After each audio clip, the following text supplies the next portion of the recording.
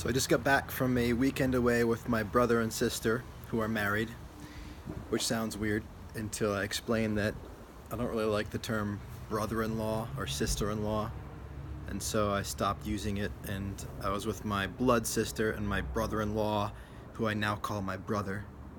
The in-law just feels impersonal, and he's my brother, so my sister and brother who are married, I was with them over the weekend, and I was just reflecting on our trip and how my brother is quite frugal in his spending. We always have conversations about his frugality, and I was reflecting on why that is and appreciating why that is. And he's frugal because he understands the power of compounding interest. He's close to 40, but he's been investing since he was a young kid.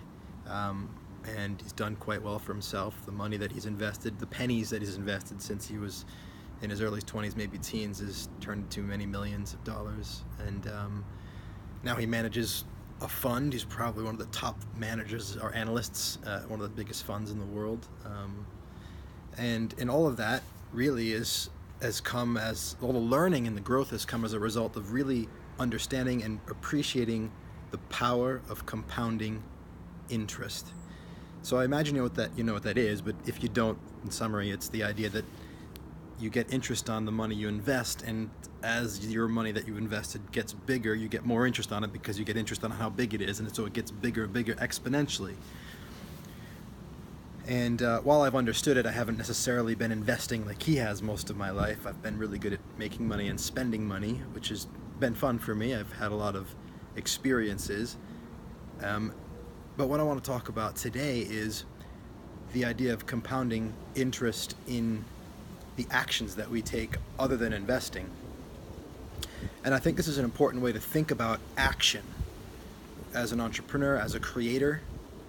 If we think about the actions that we take as something that has the purpose to generate a result directly, then we're thinking about it in the way of putting money in the bank to save that money.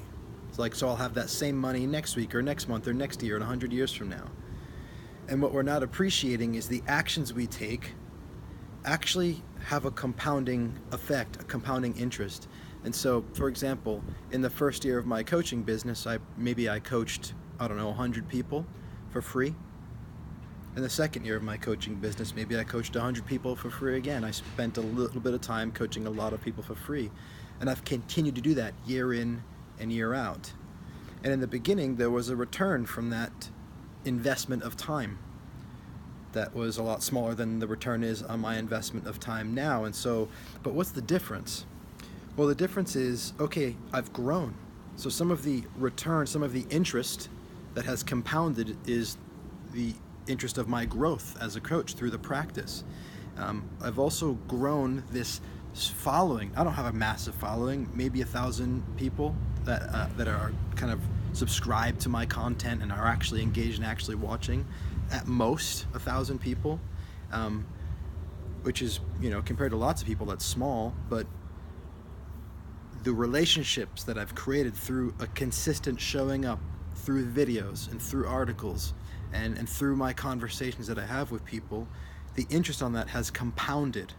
And the value that now has for me and my world is exponentially greater. So now one conversation that I have creates so much more of a return than the conversation I had 10 years ago, but it's because of the compounding of all that action. And so I think this is a great way to think about the actions we take now and today, because if we think about, will this action that I take produce this immediate result, we're missing the compounding impact of that action. We're not thinking about how the actions that I take now and today are actually an investment in the energy of my life and the momentum of who I am. Even if you just look at it in the energy and the momentum of the particular business you're creating, it's true there. But I'm saying it's actually true on a greater level, because the more actions you take of service, the more it expands the presence and the size of your being as a force of service in the world. And it compounds. It grows bigger and bigger and bigger. And if you show up every day serving, the interest on that service, which is the return from the world in whatever form you ask it to be, actually compounds. It gets bigger and bigger and bigger.